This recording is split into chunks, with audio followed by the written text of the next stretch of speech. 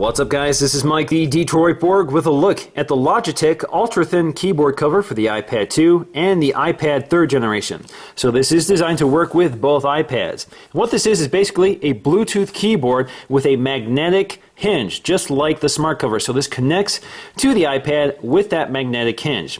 Now this does provide an angle for viewing and typing on your iPad, so you can see basically what you have to do is remove the iPad and prop it up in this keyboard. So there's a little hinge here, not a hinge, but a tray here or gutter here that allows you to angle your iPad. So that provides about 60 degrees of articulation. Now the keyboard itself will last for about 6 months on a full charge, so you don't have to charge this too often. Of course, it depends on your use. Now this is a Bluetooth keyboard, so of course you do have to pair this to your iPad. Now in the box, in addition to the keyboard dock itself, we have a cleaning cloth, USB to micro USB charging cable, so of course that means you'll have to either provide your own wall adapter or you can use your computer to charge it, and we also have some user documentation. So let's go ahead and take a look to see what we get. Alright, so let's just pull out the tray containing the keyboard dock. We have a nice little arrow here to lift this up. There is the keyboard dock itself. We'll take a look at that in just a minute, see what else we get here. So we have our literature, basically probably telling us how to pair this with our iPad, how to turn it on and off. Of course, we'll do that on camera. Some important legal information which we don't care about.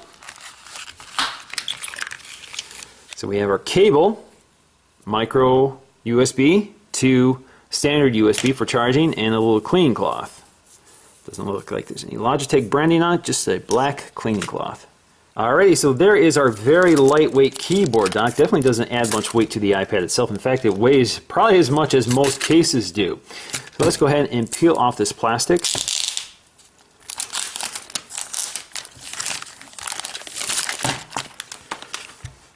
Now taking a close look around the keyboard dock itself, you can see it's made out of this very reflective and fingerprint unfriendly black plastic, that piano black finish. It does look pretty nice. I wouldn't say it looks high quality, but it does the job.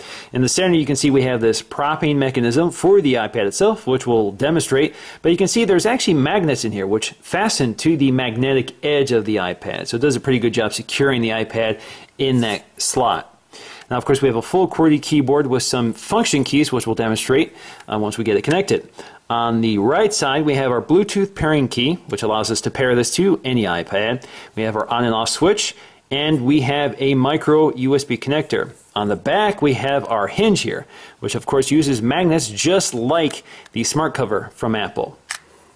Now on the back, we have a metal plate here which resembles the design of the iPad. It's not quite as rigid or sturdy as the iPad, of course, but it gives you that similar look. Now it's important to note here that we do not have feet on the back of this plate, which is kind of important for a keyboard dock, because otherwise when you place this on the surface and you use this on the surface, this will get scratched over time. So that's something to keep in mind. Alrighty, so let's go ahead and marry this to an iPad. So here we have a 3rd generation iPad, and we have our hinge here. This is the left side of the iPad, the magnetic edge of the iPad. Just bring it to the keyboard dock. You can see it automatically snaps into place. You can cover it up, and there you go. And you can see, or you can hear, that the magnetic enclosure, of course, works with that auto on and off feature of the iPad. So here you have a package that looks a lot like a MacBook Air, kind of, maybe, you know, just a little bit like a MacBook Air. It looks all aluminum. On the back, you can see we have this plastic hinge here. The magnetic hinge is plastic, it's not metal. On the side, of course, you can see the profile of the keyboard dock. So it adds some weight, some bulk to the iPad, but not too much. Now in order to really use this keyboard, basically what you do is remove the iPad from the keyboard and prop it up in the keyboard dock. So as you can see, it magnetically connects to the iPad, does a pretty good job there, holds on pretty securely. So you can lift it up, move the keyboard around, does a pretty good job. Now of course it doesn't work with the other side, the side that contains the button. So if you drop it in, you can see it uses leverage, but it doesn't magnetically hold on to the iPad. Now taking a look at the keyboard dock in profile, there is a 60-degree angle here, so you have a 60-degree viewing angle here, and you can't really change that. And it is pretty stable, so you can continue to tap on your iPad without fear of knocking it over. So you can see there is just enough leverage back here to hold the iPad up. And of course when you're done using it, just pull it off, hook the magnets together, and you're good to go. Now in terms of that hinge, you can see it holds on pretty securely, but it will release if you're not careful. So really it's just meant to hold on to the iPad until you need to take it off to use it in the keyboard viewing mode. Now the pairing process is pretty simple. All I have to do is switch it on, press the Bluetooth pairing button. Now you can see we have a Bluetooth light indicating that we're ready to pair to an iPad. Go to our settings, go to General, go to Bluetooth. Searching for devices, it sees our Logitech Ultra KB cover, says it's not paired. Let's tap on that. And we're connected. So that's all there was to it. Alright, so let's go ahead and start using our keyboard dock. So as you can see, in the upper left hand corner is the home key, which replicates the home key function on the iPad. In fact, if you hit it twice, you can see I get my app launcher here. Now taking a look at the keyboard, it actually looks a lot like Apple's Bluetooth keyboard. So we have our function, control, option, command keys. Command option keys to the right along with directional keys. Full QWERTY keyboard along with symbols. On the left we have our tab key, caps lock key which is not illuminated, and a shift key.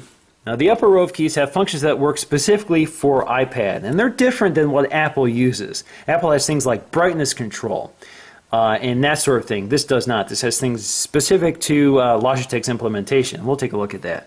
So in the upper left we have the home button, which operates as I demonstrated earlier. That's the only thing it does.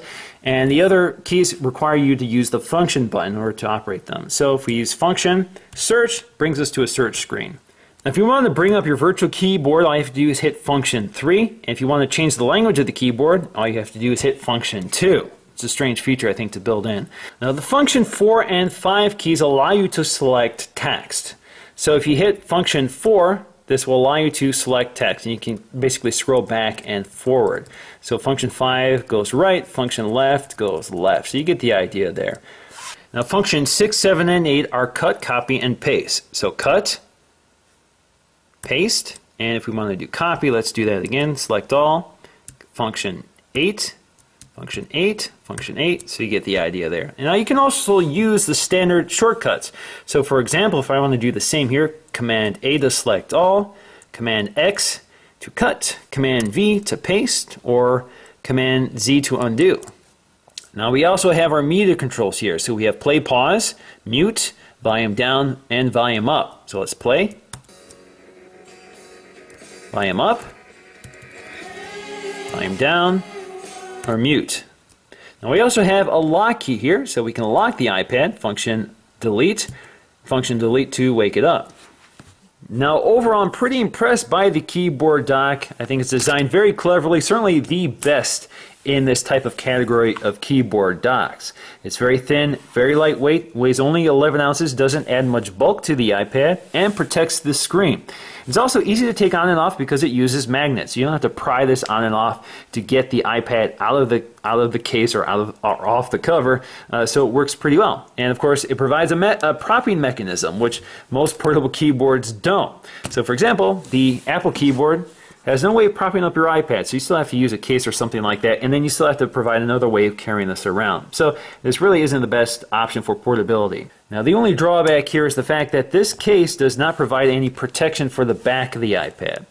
So just like the smart cover, it provides protection for the front glass, provides no protection for the back of the iPad. And unfortunately, if you want to use a form-fitting case like the Switch Easy Cover Buddy or the Switch Easy Nude, it will not allow you to use the slot feature here on the keyboard dock because it won't fit. So that's something to keep in mind. This is great for covering the glass, not great for protecting the iPad, but otherwise a great portable keypad for your iPad. So that's going to do for me, guys. Thanks for watching, and I'll see you again in the next video.